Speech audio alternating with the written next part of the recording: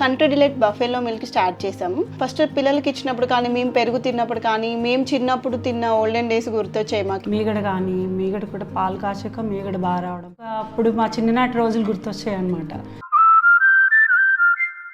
America president ట్రంప్కు Nobel బహుమతి దక్కలేదు. Nobel శాంతి బహుమతి కోసం ఎంతో తప్పించారు ట్రంప్, కానీ మరియా కొరనా మచోడకు నోబెల్ శాంతి బహుమతి లభించింది. వెనిజులాకు చెందినటువంటి సామాజిక కార్యకర్త మరియా ప్రజాస్వామ్య హక్కుల కోసం కృషి చేస్తుంది మరియా. సో వెనిజులా ప్రధాన ప్రతిపక్ష నాయకురాలిగా మరియా ఉన్నారు. డిసెంబర్ 10న నోబెల్ పురస్కారం అందుకోబోతున్నారు. రైట్ నాగేశ్వర్ గారు, 8 యుద్ధాలు నేను ఆపాను అని ట్రంప్ అనేక సందర్భాల్లో చెప్పుకున్నారు.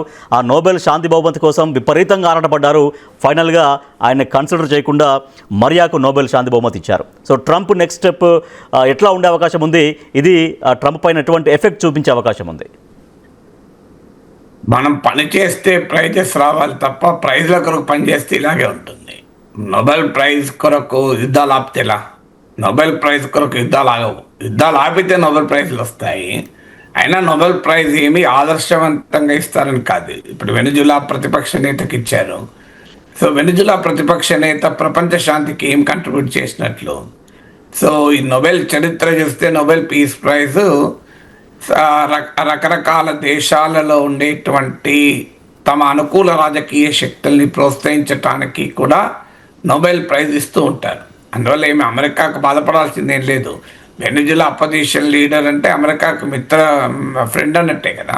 ఇక్కడ వెనిజులా ప్రభుత్వాన్ని కూలదోస్తానికి రెజీమ్ చేంజ్ అమెరికా ప్రయత్నం చేస్తుంది, హూగో చావెజ్ నుంచి ఇప్పటి వరకు. అందువల్ల ఇదేం యాంటీ అమెరికన్ అవార్డు కాదు. ట్రంప్కు దక్కలేదు తప్ప అమెరికాకు దక్కలేదని చెప్పలేము. అమెరికాకు అనుకూలంగానే అవార్డు వచ్చినట్టు లెక్క. ఎందుకంటే వెనిజులా ప్రభుత్వానికి వ్యతిరేకంగా పోరాడే వ్యక్తి అంటే అమెరికాకు ఫ్రెండ్ అన్నట్టే కదా. సో సమస్య ఏంటంటే ట్రంప్ ఈజ్ డెస్పరేట్ అనేది నిజం. ట్రంప్కు బాధ ఏంది? నోబెల్ బహుమతి పైన ఎందుకంత ఆసక్తి అంటే, ఒకటి ఒబామాకు నోబెల్ ప్రైజ్ వచ్చి తనకు రాకపోవడాన్ని ట్రంప్ భరించలేకపోతున్నాడు. ఎందుకంటే ఒబామా డెమోక్రట్, తాను రిపబ్లికన్. ఒబామా ఆఫ్రో అమెరికన్, తాను వైట్ రేసిస్ట్ అమెరికన్. సో అందువల్ల ఒక ఆఫ్రో అమెరికన్, ఒక నల్ల జాతీయునికి, ఒక డెమోక్రటిక్ పార్టీ లీడర్కు ఎలా వస్తుంది అన్నది ట్రంప్ వాదన. సో ట్రంప్కు సమస్యల్లో ఒబామాకి ఎందుకు వచ్చింది? తనకు రాలేదని కాదు.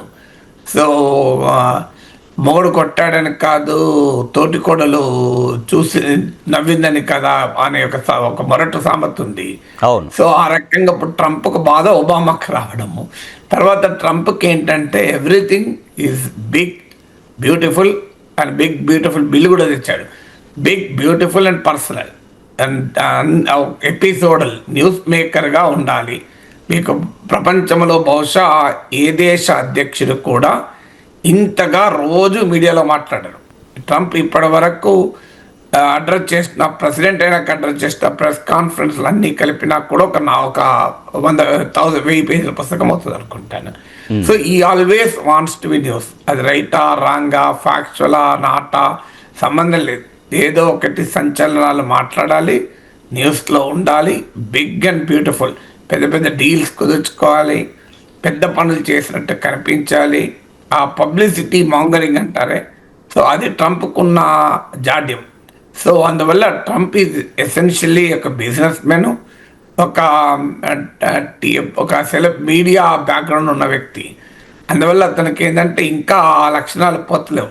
రియాలిటీ షోల నుంచి వచ్చాడు కనుక, సో రియాలిటీ షో స్టైల్ పోతలేదు. So is combination of a reality show celebrity plus business man.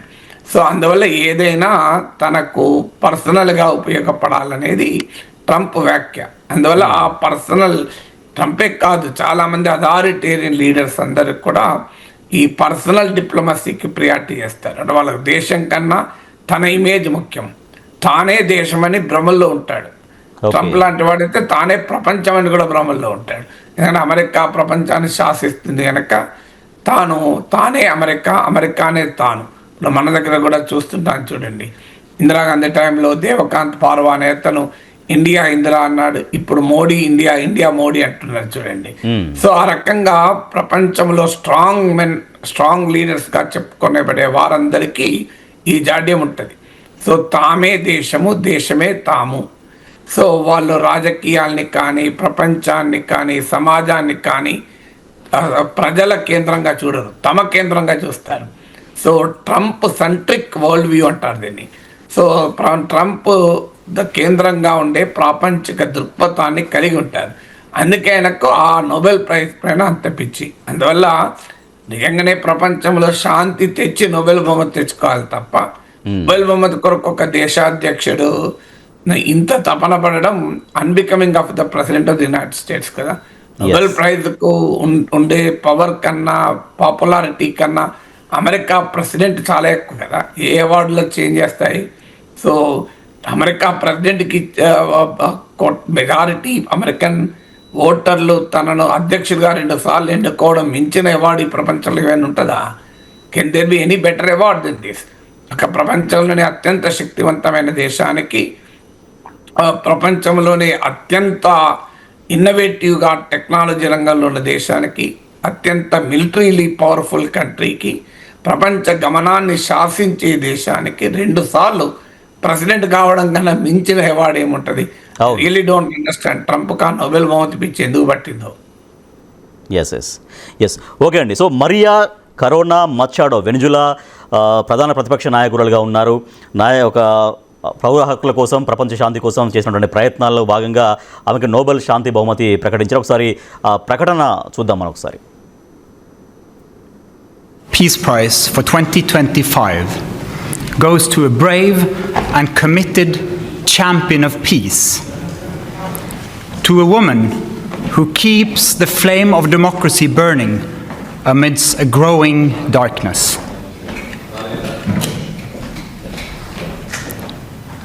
The Norwegian Nobel Committee has decided to award the Nobel Peace Prize for 2025 to Maria Corina Machado.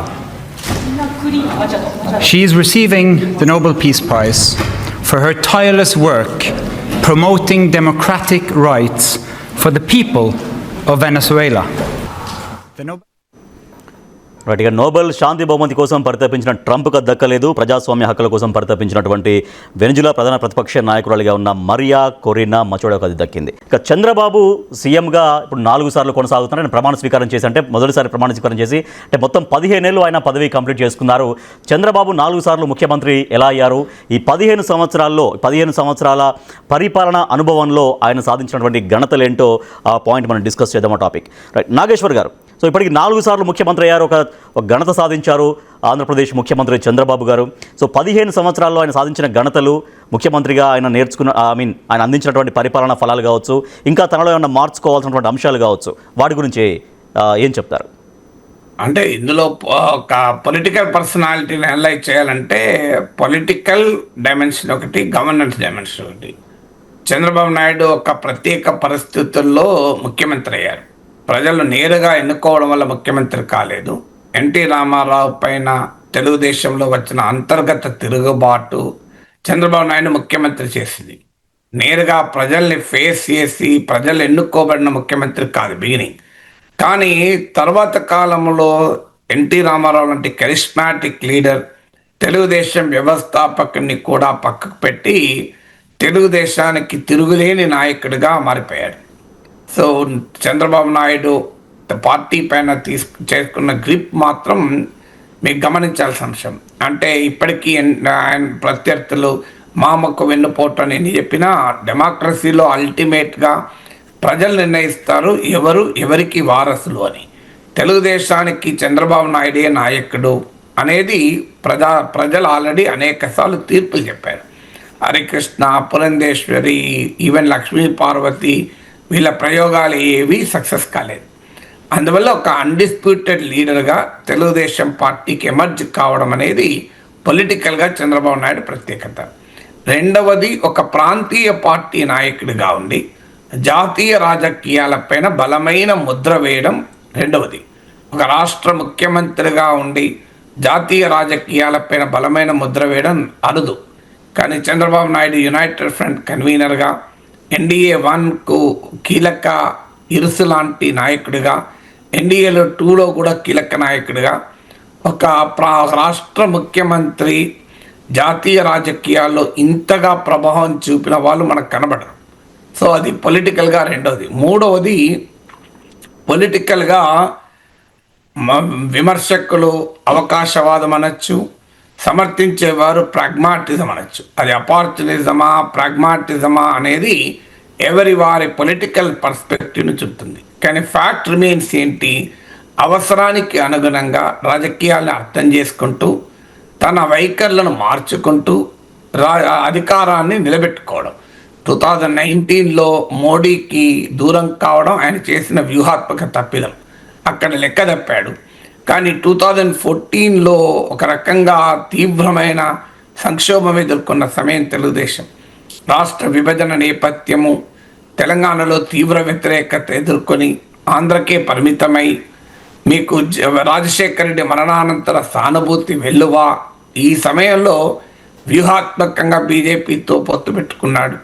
మీ గతంలో కూడా వాజ్పేయి ప్రభుత్వానికి మద్దతు ఇవ్వడం, కార్గిల్ యుద్ధ నేపథ్యంలో. So ఇలా చాలా ఫాస్ట్గా తన గేర్ మార్చడం, పొలిటికల్ గేర్ మార్చడం అనేది చంద్రబాబు నాయుడు ప్రత్యేకత. విమర్శకులు అనొచ్చు, నరేంద్ర మోడీ 2019 ఎలక్షన్స్ అప్పుడు దల్ బదల్నే మే దేశే సీనియర్ హై అన్నాడు. అంటే మిత్రపక్షాలను మార్చుకోవడంలో చంద్రబాబు నాయుడు నాకన్నా సీనియర్ అన్నాడు. సో అది మూడవ డైమెన్షన్. అయితే అదే సమయంలో విమర్శ మాత్రం ఉంది. సో ఇండిపెండెంట్గా చంద్రబాబు నాయుడు గెలిచిన సందర్భమే లేదు, ఎవరినైనా కలుపుకొనే గెలవాలి అని. సో ఇండిపెండెంట్గా గెలిచినా కలుపుకొని గెలిచినా గెలిపే కదా. అవునవును. ప్రజాస్వామ్యంలో నీవు మిత్రపక్షాలతో గెలిచావా, స్వయంగా గెలిచావా అన్నది ఇంపార్టెంట్ కాదు, గెలిచావా లేదా అన్నది ఇంపార్టెంట్ అవుతుంది. సో ఆ రకంగా రాజకీయాలని తనకు అనుకూలంగా మలుచుకోవడంలో చంద్రబాబు నాయుడు ఉన్నటువంటి ప్రత్యేకత. సో నాలుగవది ఇక గవర్నెన్స్కి సంబంధించిన అంశాల్లో ఆర్థిక సంస్కరణలు, ఈవెన్ రాజకీయ రిస్కుల్ని కూడా తీసుకొని ఎకనామిక్ రిఫార్మ్స్ని ఇంప్లిమెంట్ చేయడంలో ఏ ముఖ్యమంత్రి కన్నా ముందున్నాడు. ఇప్పుడు అందరూ మాట్లాడుతున్నారు పెట్టుబడులు ఆహ్వానించాలి అని, కానీ చంద్రబాబు నాయుడు వద్ద బిగినర్. అవి రాజకీయంగా వివాదాలు కావచ్చు. ఇప్పుడు తాజాగా పబ్లిక్ ప్రైవేట్ పీపుల్స్ పార్ట్నర్షిప్ వివాదమైంది. ఈవెన్ ప్రపంచ బ్యాంకుతో కుదుర్చుకున్న ఒప్పందాలు గతంలో వివాదమయ్యాయి. కానీ ప్రపంచ బ్యాంకే పేర్కొన్నట్లు పొలిటికల్ రిస్క్లు కూడా తీసుకుని ఎకనామిక్ రిఫార్మ్స్ ఇంప్లిమెంట్ చేసే నాయకుడిగా చంద్రబాబు నాయుడు గుర్తింపు. 91లో మన్మోహన్ సింగ్ ఆర్థిక మంత్రిగా, పివి నరసింహారావు ప్రభుత్వ హయాంలో ఇండియాలో సిస్టమాటిక్ ఎకనామిక్ రిఫార్మ్స్ మొదలయ్యాక mid-90sకి వచ్చే వరకే వాటిని రాష్ట్ర స్థాయిలో ఎంబ్రేస్ చేసుకున్న నాయకుడు చంద్రబాబు నాయుడు. సో ఇది చంద్రబాబు నాయుడు ప్రత్యేకత. ఇప్పటికీ కూడా ఆ రిఫార్మ్ పాత్ అనేది చంద్రబాబు నాయుడుకు ఉండేటువంటి కమిట్మెంట్. అది రైటా రాంగా, అది లాభమా నష్టమా, అది వేరే చర్చ. కానీ బట్ ఈ still committed to that path. So అందుకే మీరు గమనించండి, బహుశా ఏ ముఖ్యమంత్రి కూడా ప్రపంచ కార్పొరేట్ రంగంలో, గ్లోబల్ ఫైనాన్షియల్ ఇన్స్టిట్యూషన్స్లో కూడా పాపులారిటీ ఉన్న ముఖ్యమంత్రులు ఉండరు. మీరు వరల్డ్ బ్యాంక్ ఆఫీస్కి వెళ్ళండి, మైక్రోసాఫ్ట్ ఆఫీస్కి వెళ్ళండి, చంద్రబాబు నాయుడు అంటే పేరు చెప్తే గుర్తుపడతారు. నీకు ఏ చీఫ్ మినిస్టర్కి అంత గుర్తింపు ఉండదు. గ్లోబల్ ఫైనాన్షియల్ సర్కిల్స్లో, గ్లోబల్ కార్పొరేట్ ప్రపంచంలో, గ్లోబల్ కార్పొరేట్ మీడియాలో చంద్రబాబు నాయుడుకు ఉన్నటువంటి గుర్తింపు అది. ఐదవది technology and innovation. Chandrababu Naidu ప్రేమించినంతగా ఎవరు కూడా ప్రేమించరు. వాస్తవంగా ఇటీవల నరేంద్ర మోడీ కూడా చెప్పాడు, నేను గుజరాత్ ముఖ్యమంత్రిగా ఉన్నప్పుడు చంద్రబాబు నాయుడు టెక్నాలజీ సావిని చూసి ఇన్స్పైర్ అయ్యేవాడిని అని. సో మనకు ఒకప్పుడు మనం గమనించండి, ఈ సేవ పెట్టినప్పుడు చాలామంది ఎబ్బెట్టుగా మాట్లాడిన వాళ్ళు ఉన్నారు. ఈ గవర్నెన్స్ అని చంద్రబాబు చెప్పినప్పుడు ఎబ్బెట్టుగా మాట్లాడిన వాళ్ళు ఉన్నారు. ఇంజనీరింగ్ కాలేజీలను పెద్ద ఎత్తున ప్రైవేట్ రంగంలో ప్రారంభించినప్పుడు తీవ్ర విమర్శలు ఎదుర్కొన్నాడు. కానీ హైదరాబాద్ నగరాన్ని ఇన్ఫర్మేషన్ టెక్నాలజీ అడ్డాగా మార్చడంలో చంద్రబాబు నాయుడు ఒక ప్రత్యేక పాత్ర. గ్లోబల్ డెస్టినేషన్గా హైదరాబాద్ను మార్చడం, బిల్ క్లింటన్ నుంచి బిల్ గేట్స్ వరకు హైదరాబాద్కు తీసుకొచ్చినటువంటి వైనం కానీ. సో ఇప్పటికీ కూడా ఏ ముఖ్యమంత్రి మాట్లాడని క్వాంటమ్ టెక్నాలజీ గురించి చంద్రబాబు నాయుడు మాట్లాడుతున్నాడు. మీరు show me any chief minister ఇంతవరకు మీకు quantum technology, artificial intelligence, data centres, ఇలాంటి టాపిక్ ముఖ్యంగా క్వాంటమ్ టెక్నాలజీ, ఆర్టిఫిషియల్ ఇంటెలిజెన్స్ అనేది మాట్లాడుతున్నారు. సో టెక్నాలజీ పట్ల చంద్రబాబు నాయుడుకి ఉన్న ప్రేమ, టెక్నాలజీని గవర్నెన్స్కి లింక్ చేయడం, టెక్నాలజీ ద్వారా పీపుల్స్ ఎంపవర్మెంట్ చేయడం అనేది చంద్రబాబు నాయుడుకు ఉండేటువంటి యునిక్ స్టైల్. సో ముఖ్యమంత్రిగా ఆయనకు ఉన్నటువంటి ప్రత్యేకత. 6వది, ముఖ్యమంత్రులుగా తమ సైద్ధాంతిక దృక్పథాలకు బందీ కాకూడదు, అంటే prisoners of their political ideology. అలా కాకుండా ప్రజల మూడ్ను బట్టి విధానాలను అడాప్ట్ చేసుకోవడం. ఇది కూడా విమర్శకులు విమర్శించవచ్చు అపార్చునిజం అని, but that shows political survival instincts అంటారే. సో అందువల్ల మీకు పొలిటికల్ సర్వైవల్ ఇన్స్టింక్ట్స్ చూడండి. మీరు ఒకప్పుడు వెల్ఫేర్ స్కీమ్స్కు చంద్రబాబు నాయుడు పూర్తి విరుద్ధం. మీకు 2004లో ఉచిత విద్యుత్తు రాజశేఖర రెడ్డి ప్రామిస్ చేస్తే బట్టలు ఆరేసుకోవడానికి ఉపయోగపడుతుంది కరెంటు తీగలని చెప్పి విమర్శించారు. ఇప్పుడు అదే చంద్రబాబు నాయుడు సూపర్ 6 అంటూ పెద్ద ఎత్తున క్యాంపెయిన్ చేస్తున్నాడు, అమలు కూడా చేస్తున్నాడు. అవును, కొన్ని అమలు కాకపోవచ్చు కానీ ఓవరాల్గా అమలు చేస్తున్నాడు. అవును, అంటే పొలిటికల్ సర్వైవల్ ఇన్స్టింక్ట్స్ అంటారు. సో ప్రజల మూడ్ను బట్టి తన పాలసీస్ను అకామిడేట్ చేసుకోవడం, అడాప్ట్ చేసుకోవడం, అవసరంగా మార్చుకోవడం అనేది ప్రత్యేకత. సో అందువల్ల ముఖ్యమంత్రిగా టెక్నాలజీ రంగంలో చంద్రబాబు నాయుడు చూపిన దార్శనికత డెఫినెట్గా అభినందనీయము. ప్రతి నాయకునికి పాజిటివ్ ఉంటుంది, నెగిటివ్ ఉంటుంది, విమర్శించే అంశాలు ఉంటాయి, అభినందించే అంశాలు ఉంటాయి. కానీ ఒక పర్సనాలిటీని అంచనా వేయేటప్పుడు రాగద్వేషాలకు అతీతంగా పాజిటివ్ అంశాలను కూడా గుర్తించాలి. అందులో ఈ సందర్భం ఆయన 15 years ముఖ్యమంత్రిగా ఉండే సందర్భాన్ని ఉపయోగించుకొని మనం మాట్లాడేటప్పుడు డెఫినెట్గా we should appreciate the role he played కదా. ఇప్పుడు ఆంధ్రప్రదేశ్లో హాట్ టాపిక్గా కల్తీ లిక్కర్ కేసు ఉంది. సో ఇది చంద్రబాబు ప్రభుత్వానికి మచ్చలా మిగలబోతోందా? ఎందుకంటే ఇంతకాలం లిక్కర్ స్కామ్ అంటూ జగన్ ప్రభుత్వం పైన ఆరోపణలు చేశారు. ఏపీ లిక్కర్ స్కామ్లో వైసీపీ కీలక నేతలు అందరూ అరెస్ట్ అయ్యారు చాలా వరకు. కానీ ఇప్పుడు కల్తీ లిక్కర్ తయారు చేస్తూ టీడీపీ నేతలు దొరికారు. సో కల్తీ లిక్కర్ కేసు పొలిటికల్గా ఎలాంటి ఎఫెక్ట్ చూపించబోతుంది, ఈ అంశం పైన మాట్లాడదాం. ఎస్ నాగేశ్వర్ గారు, సో గతంలో వైసీపీ ప్రభుత్వం పైన లిక్కర్ స్కామ్ అంటూ మాట్లాడినటువంటి వాళ్ళు ఇవాళ టీడీపీలో ఉన్నటువంటి కొంతమంది నాయకులు ఏకంగా కల్తీ మద్యం తయారు చేస్తూ దొరికిపోయారు. సో ఇది టీడీపీ పార్టీ పైన, ప్రభుత్వం పైన, కూటమి ప్రభుత్వం పైన ఎంత ఎఫెక్ట్ చూపించే అవకాశం ఉంటుంది? డెఫినెట్గా ఇది చాలా పెద్ద సీరియస్ ఛాలెంజ్. ఒక కల్తీ మద్యం అనే కాంటెక్స్ట్లోనే చూడకూడదు. మీకు ఇటీవల ABNలో ఒక డిస్కషన్లో మాట్లాడుతూ జనసేన నాయకుడు శివశంకర్ అంటున్నాడు, మీరు క్షేత్రస్థాయికి వెళ్తే ప్రజలే మాట్లాడుకుంటున్నారు, మట్టిలో ఎవరెవరికి ఎంత వాటా వస్తుంది, గనుల్లో ఎవరికి ఎంతెంత వాటా వస్తుంది, అక్రమ క్వారీలలో ఎంతెంత వాటా వస్తుంది అని. సో అందువల్ల ఇసుక, మద్యము, రియల్ ఎస్టేట్ భూములు ఇలాంటి విషయంలో ఒకే తాను ముక్కలు చాలా చోట్ల కలిసే వ్యాపారాలు చేస్తుంటారు టీడీపీ వైసీపీ వాళ్ళు.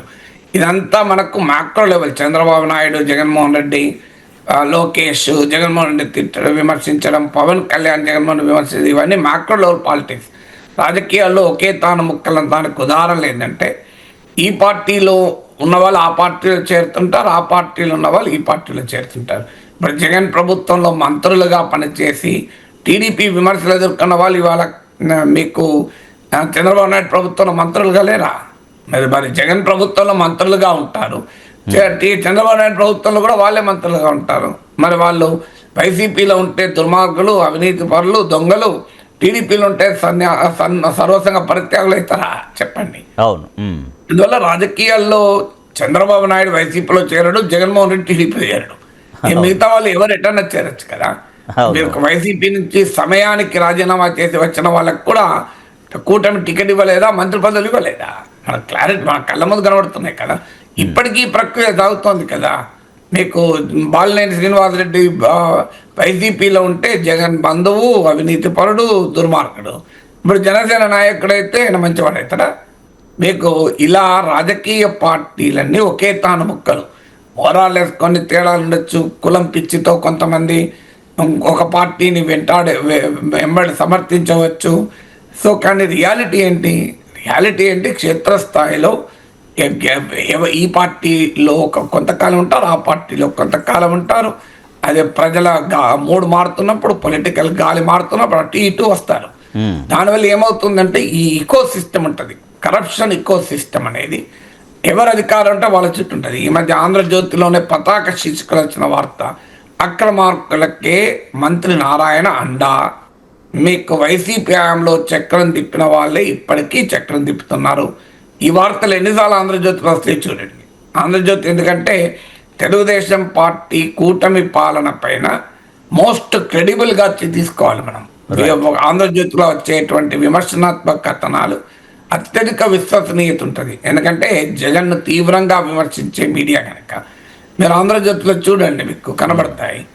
మీకు అప్పుడు అక్రమాలు చేసిన వాళ్ళు అలాగే కొనసాగుతున్నారు, మంత్రుల పేషీలలో కూడా కొనసాగుతున్నారు అని వార్తలు వస్తాయి. మరి వాట్ డస్ ఇట్ ఇండికేట్? అంటే క్షేత్రస్థాయిలోనే కాదు, రాష్ట్ర స్థాయిలో కూడా ఈ ధోరణి మనకు కనబడుతూనే ఉంటుంది కదా. అందువల్ల ఎందుకు వస్తుంది ఇది అంటే, మీకు ఇదే ఆంధ్రజ్యోతి డిస్కషన్లో జనసేన శివశంకర్, బీజేపీ నాగభూషణ్ ఒక మాట చెప్పారు. వాళ్ళు ఓపెన్గా అంటున్నారు ఎమ్మెల్యేలు, మేము 25 కోట్లు 30 కోట్లు ఖర్చు పెట్టాం, మళ్ళీ రికవర్ చేసుకోకూడదా? ఇది మొదటి ప్రశ్న. రెండవ ప్రశ్న ఏంటి? మళ్ళీ మాకు నెక్స్ట్ ఎలక్షన్లో టికెట్ ఇవ్వాలంటే డబ్బులు ఉన్నాయని అడుగుతారో అడగరా? మీరు నిధులు చెప్తారండి, మీరు కల్తీ మద్యం చేయొద్దు, మా భూ కబ్జాలు చేయొద్దు, మట్టిలో తినద్దు, గనుల్లో తినద్దు, మరి దేంట్లో తినద్దు. మరి నెక్స్ట్ ఎలక్షన్స్కు డబ్బులు ఎక్కడికి వస్తాయి? పెట్టిన పెట్టుబడి ఎట్లా రావాలి? నెక్స్ట్ ఎలక్షన్లో మళ్ళీ పెట్టుబడి ఎట్లా? మళ్ళీ ఎన్నికలు వచ్చినప్పుడు ఏమడుగుతారు? ఎన్ని కోట్లు ఖర్చు పెట్టగలవు చెప్పు అంటారు కదా. ఖర్చు పెట్టగలగడమే గీట్రాయిగా టికెట్ ఇస్తున్నారా లేదా? జనసేన శివశంకర్ అంటారు, అసలు వైసీపీ వాళ్ళు ఏ రకంగా ఉన్నారో మనం అదే రకంగా ఉన్నాం కదా అంటాడు ఆయన ఓపెన్గా. డబ్బు ఆధారంగా టికెట్లు ఇస్తున్న రాజకీయ పార్టీలు తమ తేడాలు లేకుండా చెప్తారు. తమ కూటమి పార్టీలతో సహా వైసీపీ ఏం పని చేస్తుందో మనం అదే పని చేస్తున్నాం. డబ్బు నొడికే టికెట్లు ఇస్తున్నాం. మరి డబ్బున్న టికెట్లు ఇస్తే డబ్బు సందర్భాలు ఖర్చు పెట్టుకుంటారా? ఎవరెవరో 2,000 కోట్లు 3,000 కోట్లు 4,000 కోట్లు ఉన్న వాళ్ళు రాజకీయంగా క్రేజ్తో పెట్టుకుంటే పెట్టుకోవచ్చు, కానీ సాధారణంగా పెట్టుకోలేరు కదా. అందువల్ల ఏం చేయాలి వాళ్ళు? మరి మీరు డబ్బులు ఉన్న వాళ్ళకి టికెట్లు ఇస్తున్నారు, డబ్బులు ఉన్నాయా లేవా అని అడిగి టికెట్లు ఇస్తున్నారు, కోట్లు వాళ్ళు ఖర్చు పెడుతున్నారు, పెట్టిన తర్వాత వాళ్ళు సంపాదించుకుంటారు. ఇందులో ఏ రాజకీయ పార్టీ అతీతం చెప్పండి? టీడీపీ అతీతమా, వైసీపీ అతీతమా, ఇంకో పార్టీ అతీతమా? తమ తేడాలు ఉండొచ్చేమో, కానీ ఎవరైనా డబ్బులు ఖర్చు పెట్టే ఎన్నికలు గెలుస్తున్నారు. మరి వాళ్ళు ఎలా సంపాదించుకోవాలి? మళ్ళీ ఇప్పుడు 25 కోట్లు 30 కోట్లు నేను చెప్పేది కాదు, ఎస్టిమేషన్. జనసేన నాయకుడు శివశంకర్ చెప్పిన ఎస్టిమేషన్, బీజేపీ నాయకుడు నాగభూషణ్ చెప్పిన ఎస్టిమేషన్. వాళ్ళు కూడా సొంత ఎస్టిమేషన్ కాదు, వాళ్ళకు కూడా ఎమ్మెల్యేలు చెప్పారట మేము ఇంత ఖర్చు పెట్టామని. ఇప్పుడు 25-30 కోట్లు ఖర్చు పెట్టాక మరి వాళ్ళు నెక్స్ట్ ఎలక్షన్లో మళ్ళీ 30 కోట్లు అంటే పెట్టిన ఖర్చు, పెట్టాల్సిన ఖర్చు 60 కోట్లు అవుతుంది. అదనంగా వాళ్ళ సొంత లాభం కూడా కొంత చూసుకుంటారు కదా. సొంత లాభం కొంత మానుకునే కదా పరుల కొరకు పనిచేసేది. సో 60 కోట్లకు ఒక 10 కోట్లు 20 కోట్లు పైన కాస్త చిలుక కొట్టుడు కొట్టాల్సి వచ్చిన 70-80 కోట్లు అయిపోతుంది కదా ఒక 5 ఏళ్ల పీరియడ్లో. సో 5 ఏళ్ల పీరియడ్లో 70-80 కోట్లకు ఎమ్మెల్యే ఎట్లా సంపాదిస్తున్నా చెప్పండి? మద్యంలో కల్తీ లేకుండా సంపాదించగలుగుతాడా? ప్రాక్టికల్గా సాధ్యమా? మీకు భూములు ఆక్రమించకుండా సంపాదించగలుగుతాడా? ప్రభుత్వ భూముల్ని లేదు, ఇసుక అక్రమంగా రవాణా చేయకుండా సంపాదించగలుగుతాడా? ఖనిజ నిక్షేపాలను కొల్లగొట్టకుండా, భూగర్భాన్ని కొల్లగొట్టకుండా సంపాదించగలుగుతాడా? ఎడగ సంపాదిస్తారండి. సొంతగా పరిశ్రమలు పెట్టో సొంత వ్యాపారాలు చేసి సంపాదించింది ఎవరు తగిలేసుకోరు కదా. ఆస్తులు తగిలేసుకున్న నాయకులు ఉండొచ్చు, అందరు నాయకులు మనం అలా చెప్పలేము.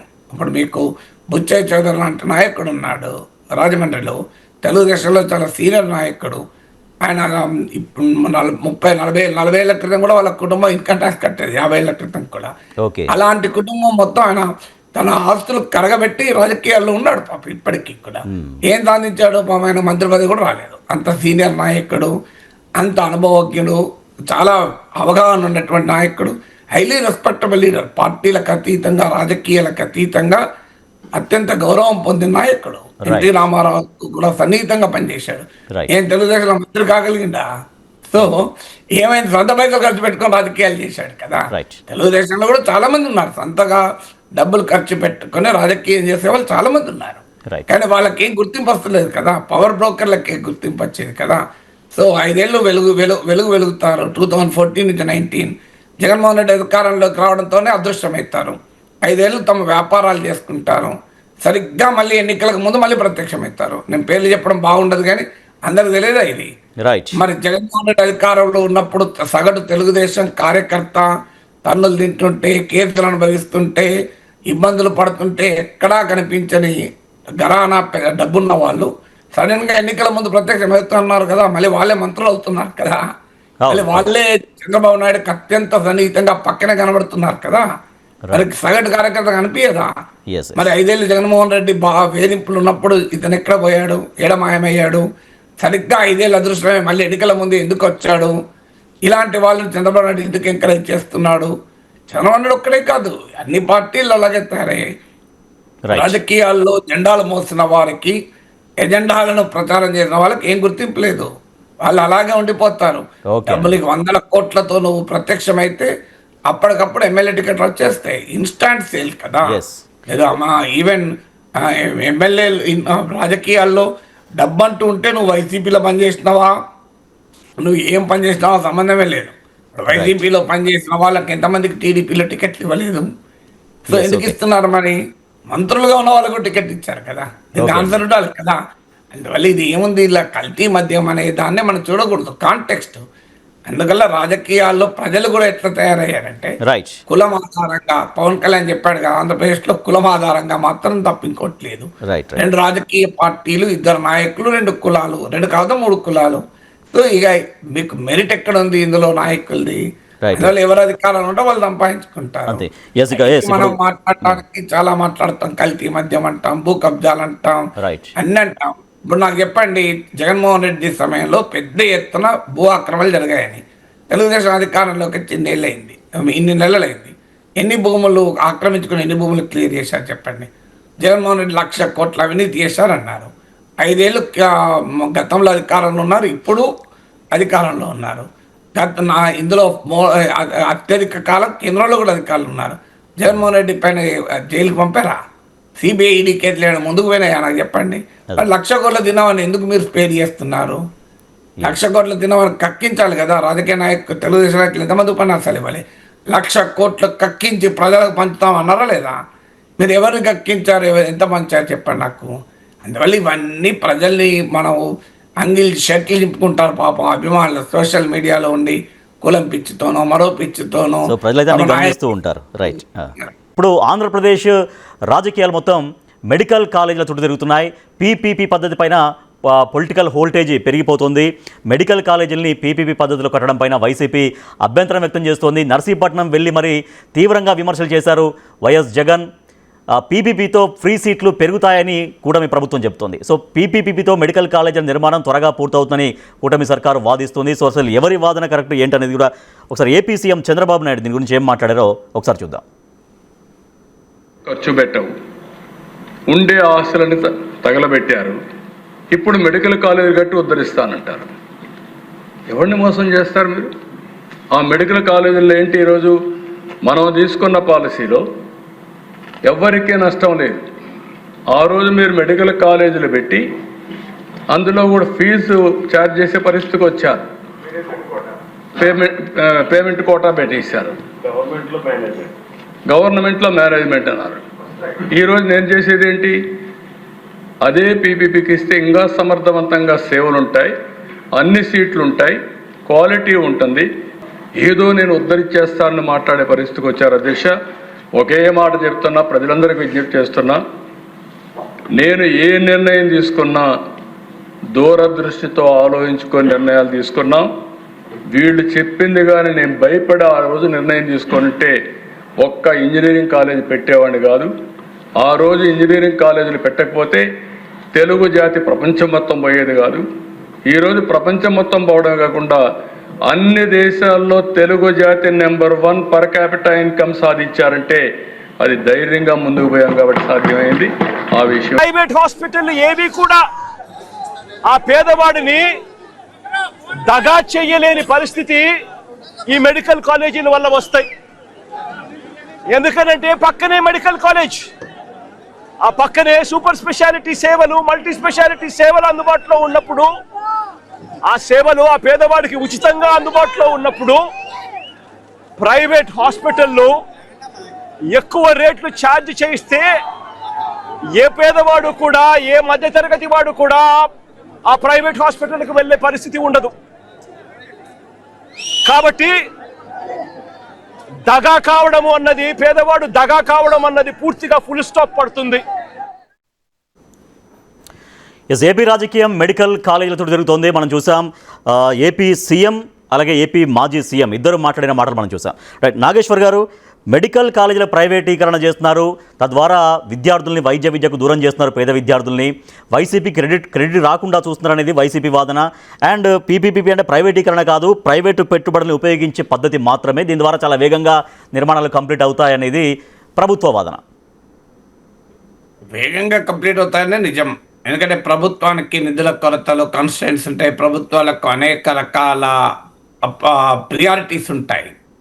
ప్రైవేట్ పెట్టుబడులు వస్తే వేగంగా కంప్లీట్ అవుతుందన్న దాంట్లో డిస్ప్యూట్ ఏమీ లేదు. ఓకే, కానీ అది ప్రజలకి లాభం జరుగుతుందా లేదా అన్నదే సమస్య. ఇప్పుడు మీకు పబ్లిక్ అయ్యేది, పబ్లిక్ ప్రైవేట్ అయ్యేది. మీకు 2 ఉదాహరణలు చెప్తాను. మీరు హైదరాబాద్లో పివి నర్సరీ ఎక్స్ప్రెస్ హైవే ఎక్కండి, శంషాబాద్ పోతూ. ఆ PV nursery express highway government డబ్బులతో కట్టింది. మీకు ఏ ఛార్జ్ ఉండదు, రోడ్డు మీద వెళ్ళిపోతారు. చాలా పెద్ద హైవే, సారీ మీకు పెద్ద బ్రిడ్జ్, ఫ్లైఓవర్. అవునండి, ఎలాంటి డబ్బులు ఖర్చు పెట్టాం. అలాగే మీరు స్ట్రేట్గా వెళ్ళి జడ్చర్ల మీదుగా బెంగళూరు హైవే ఎక్కండి, 2-3 చోట్ల మీకు టోల్ ట్యాక్స్ వసూలు చేస్తారు. మరి పివి నర్సరీ ఎక్స్ప్రెస్ హైవే మీద ప్రయాణం చేసినప్పుడు టోల్ ట్యాక్స్ ఉండదు, ఆ నేషనల్ హైవే మీద ప్రయాణం చేసినప్పుడు టోల్ ట్యాక్స్ ఉంటుంది. ఎందుకుంటే చెప్పండి. కారణం, ఇది గవర్నమెంట్ కట్టినరు, అది పబ్లిక్ ప్రైవేట్ పార్ట్నర్షిప్ కనుక. సో నీకు ప్రైవేట్ వాళ్ళు రోడ్ వేసి ఆపరేట్ చేసి దానిపైన టోల్ ట్యాక్స్ వసూలు చేస్తారు. అది రోజు రోజుకు టోల్ ట్యాక్స్ పెరుగుతూనే ఉంటుంది. సో పబ్లిక్ అనేది నాన్ ప్రాఫిట్, ప్రైవేట్ అనేది ప్రాఫిట్. నాన్ ప్రాఫిట్ ఎట్లా కలుస్తుంది నాకు చెప్పండి. మీకు ప్రభుత్వము టోటల్ ప్రైవేట్ కన్నా పబ్లిక్ ప్రైవేట్ బెటరా అంటే అది కూడా లేదు. ఎందుకంటే చాలా సందర్భాల్లో పబ్లిక్ ప్రైవేట్ ఏమవుతుందంటే ప్రభుత్వ వనరులని, ప్రభుత్వ సహకారాన్ని, ప్రభుత్వ రాయితీల్ని తమ లాభాలు పెంచుకోవడానికి ఉపయోగించుకుంటారు.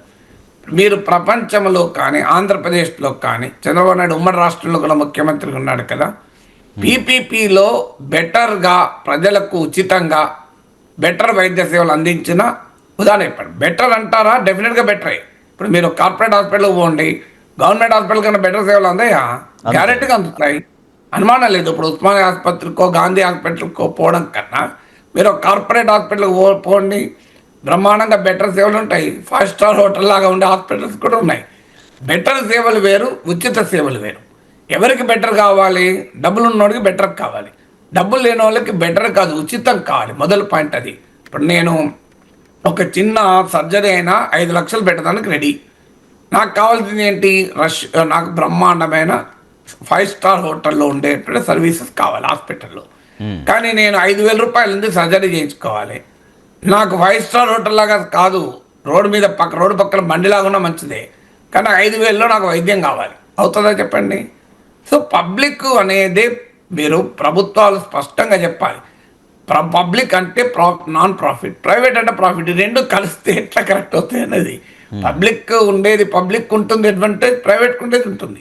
ఎస్, మీరు ప్రైవేట్ సెక్టార్ ఎలా రెగ్యులేట్ చేస్తారు నాకు చెప్పండి. ప్రాక్టికల్గా సాధ్యమా? మీకు ప్రైవేట్ పెట్టుబడులు పెడతారు. ఎందుకు పెడతారు? 5,000 కోట్లు తీసుకొచ్చి వైద్య కళాశాలలు పెట్టుబడి పెట్టిన వాళ్ళు ఉచితంగా వైద్య సేవలు అందిస్తే వాళ్ళు ఎలా రిటర్న్ ఆన్ ఇన్వెస్ట్మెంట్ ఎట్లా వస్తుంది? చారిటీ కాదు కదా డబ్బులు. ప్రైవేట్ వాళ్ళు దాతృత్వంతో పెట్టుబడులు పెట్టారు కదా. ఏమి టాటా మెమోరియల్ హాస్పిటల్ లాగా ఏదో చారిటీకి పెట్టిన హాస్పిటల్స్ కావు కదా. ప్రైవేట్ ఇన్వెస్ట్మెంట్ అని మీరే చెప్తున్నారు. ఇన్వెస్ట్మెంట్ అంటే ఏంటిది? ROI ఉండాలి, రిటర్న్ ఆన్ ఇన్వెస్ట్మెంట్. పెట్టిన పెట్టుబడి మీద ప్రాఫిట్ రావాలి. ప్రాఫిట్ రాకపోతే ఆ పెట్టుబడికి ఉండే క్యారెక్టర్ అది కదా, తప్పు కూడా కాదు కదా. ప్రైవేట్ పెట్టుబడి మనమే ఉన్నాం, మనం డబ్బులు పెట్టాలి. మన డబ్బులు దేనికి పెడతాం? 10 రూపాయలు పెడితే 11 రూపాయలు రావాలని పెడతాం కదా. 10 రూపాయలు 9 రూపాయలు చేసుకుని పెట్టాను కదా. సో ఇది ప్రాక్టికల్ గా పీపీపీ ఎప్పుడు కూడా బెటర్ దెన్ గవర్నమెంట్ ఇన్వెస్ట్మెంట్ కాదు, అందులో డౌట్ లేదు. అయితే గవర్నమెంట్ సరిగా మేనేజ్ చేస్తుందా లేదా ఇవన్నీ క్వశ్చన్స్ ఉండొచ్చు. ప్రభుత్వంలోనే అన్నీ ఉండాలని నేనేం వాదించడం లేదు. కానీ విద్య, వైద్యము, కొన్ని ఎసెన్షియల్ థింగ్స్ అనేది ప్రభుత్వంలో ఉన్నప్పుడే ఈక్విటీ ఉంటుంది. హైదరాబాద్లో మీరు చూడండి, గవర్నమెంట్ స్కూల్ కన్నా ఇంటర్నేషనల్ స్కూల్ చాలా బాగుంటుంది. కానీ మరి ఇంటర్నేషనల్ స్కూల్లో పేదవాడు చదువుకోగలుగుతాడా? పాసిబుల్ కాదు, మీకు ప్రాక్టికల్గా సాధ్యమా? కాదు. మీకు అందుకే అంటున్నాను, గవర్నమెంట్లో నువ్వు మెరుగు చేయాలి, చేయలేకపోతున్నాము, డబ్బులు పెట్టలేకపోతున్నాము, అందువల్ల ప్రైవేట్ వారికి ఇస్తున్నామని బహిరంగంగా చెప్పండి ఓపెన్గా. అప్పుడు ప్రజలు నిర్ణయించుకుంటారు మీ ప్రియారిటీస్లో మరి 5,000 కోట్లు 6,000 కోట్లు మెడికల్ కాలేజీలకు పెట్టలేరా? ఎందుకంటే మెడికల్ కాలేజీల వల్ల డబుల్ బెనిఫిట్. ఒకటి, పేద విద్యలకు కూడా చౌకగా వైద్య విద్య నేర్చుకోగలుగుతారు. రెండవది ఏంటంటే ప్రతి మెడికల్ కాలేజీకి ఒక అటాచ్డ్ సూపర్ స్పెషాలిటీ హాస్పిటల్ ఉంటుంది. దానివల్ల అక్కడ స్పెషలిస్ట్ డాక్టర్స్ ఉంటారు. ప్రజలకు మెరుగ్గా నీకు వైద్య సేవలు అందుతాయి. ఇప్పుడు గాంధీ మెడికల్ కాలేజ్ మీకు కోవిడ్ టైం ఒక ఉదాహరణ కదా. కోవిడ్ టైంలో ఏ హాస్పిటల్ నిలబడ్డాయి మనకు అండగా? ఎవరికి సేవలు అందాయి చెప్పండి? అందువల్ల ప్రాక్టికల్గా public private partnership is an economic theory. మేము ప్రైవేట్ రంగానికి మేము ప్రోత్సహిస్తాం అంటే బహిరంగంగా చెప్పండి, అది ప్రైవేట్ రంగానికి ప్రోత్సహిస్తాం, అది మా విధానం అని చెప్పండి, అభ్యంతరం లేదు. ఈ సగం ఎందుకు అంటున్నా? సగం వల్లనే సమస్య కదా.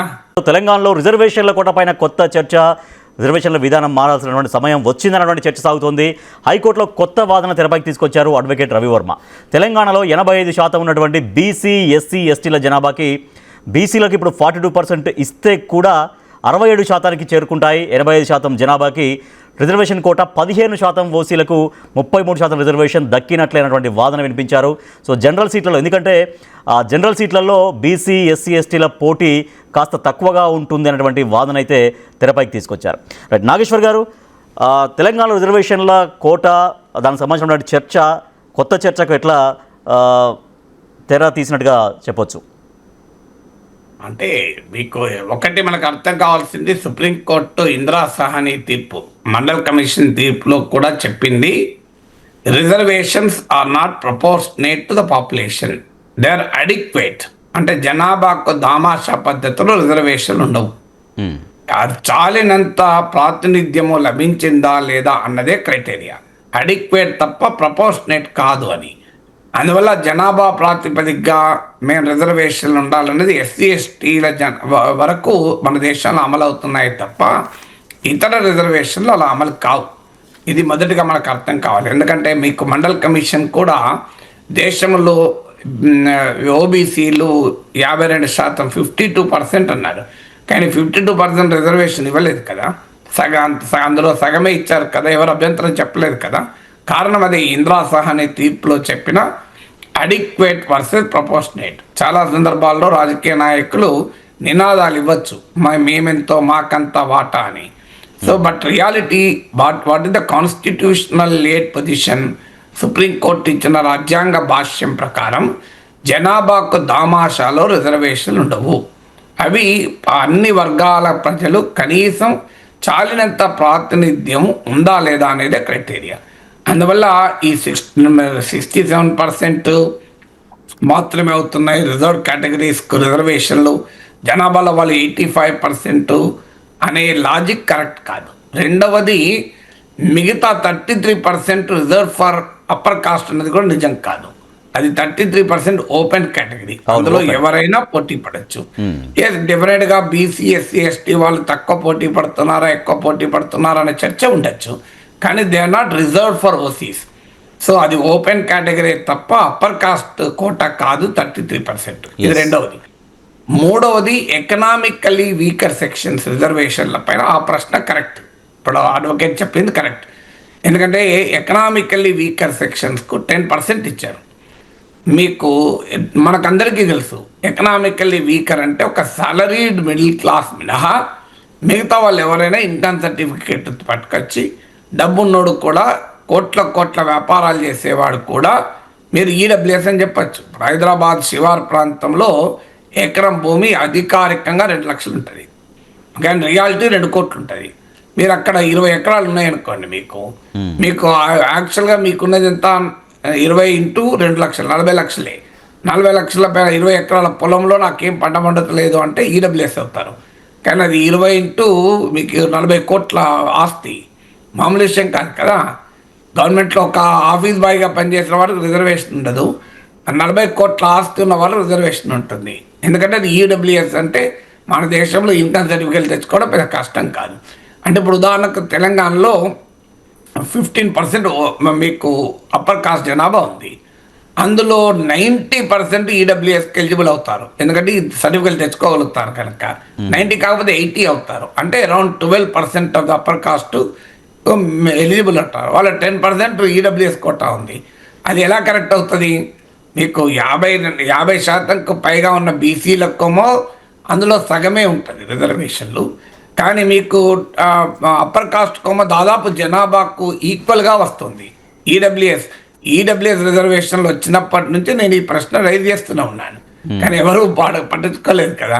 నిజమే, మరి అది జనాభాకు దామాషలో ఇవ్వడం కరెక్ట్ కాదన్నప్పుడు అన్ని వర్గాలకు కరెక్ట్ కాదు కదా. అందువల్ల రిజర్వేషన్ల విషయంలో మనకు అర్థం కావాల్సింది ఏంటంటే మన సమాజంలో అటు మెరిట్ను ఇటు సోషల్ జస్టిస్ను బ్యాలెన్స్ చేయడానికి, అటు రైట్ టు ఈక్వాలిటీని అఫర్మేటివ్ యాక్షన్ అంటారు, సామాజిక న్యాయాన్ని బ్యాలెన్స్ చేయడానికి 50% లిమిట్ సుప్రీంకోర్టు విధించింది. దానికి లాజిక్ ఉంది, తర్కం ఉంది. అందువల్ల ఇప్పుడు ఎవరికి సమాజంలో ఎవరికి ఎంత వాటా అంటే అంత వాటా అంటే కూడా మళ్ళీ అదొకటి ఛాలెంజ్ వస్తుంది. ఇప్పుడు బీసీలు అంటే ఒకే కులం ఉండదు, అందులో కొన్ని కులాలే ఎక్కువ ప్రయోజనం పొందడం లేదా? అన్ని కులాలకు సమానంగా వస్తున్నాయా? సమానంగా ఈవెన్ దళితుల్లో కూడా అనేక కులాలు ఉన్నాయి, అది ఒక గిరిజనుల్లో అనేక కులాలు ఉన్నాయి, అందరికీ సమానంగా వస్తున్నాయా? చిన్న చిన్న కులాలు కూడా ఉంటాయి, వాళ్ళకి సమానంగా వస్తున్నాయా రిజర్వేషన్? అందువల్ల మీకు బీసీ అనే కేటగిరీకి మాత్రమే చూడకుండా అందులో ఈచ్ కాస్ట్ కనుక చూస్తే రజకులు ఉన్నారు, నాయి బ్రాహ్మణులు ఉన్నారు, మీకు వాళ్ళకు వాళ్ళ జనాభాకు తగ్గట్టుగా వాళ్ళ రిప్రజెంటేషన్ వస్తుందా? ఆదివాసీలు ఉన్నారు, వాళ్ళ జనాభా తగ్గట్టుగా వాళ్ళకి రిప్రజెంటేషన్ వస్తుందా? అందువల్ల ఇవన్నీ క్వశ్చన్స్ రైజ్ అవుతాయి కదా.